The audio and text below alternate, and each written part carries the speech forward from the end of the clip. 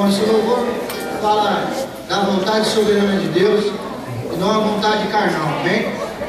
Muitas vezes Deus fala, vai por ali, nós vamos por aqui, faz aquilo ali, faz aquilo outro.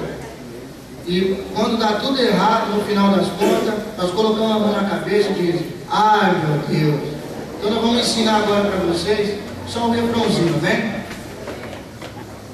E depois que tudo dá errado, ele vai dizer, ai meu Deus, como é que isso pode acontecer?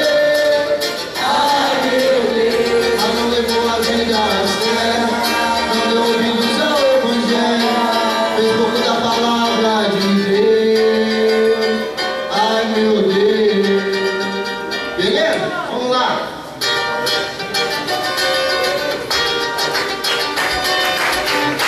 Nós estamos vendo, você está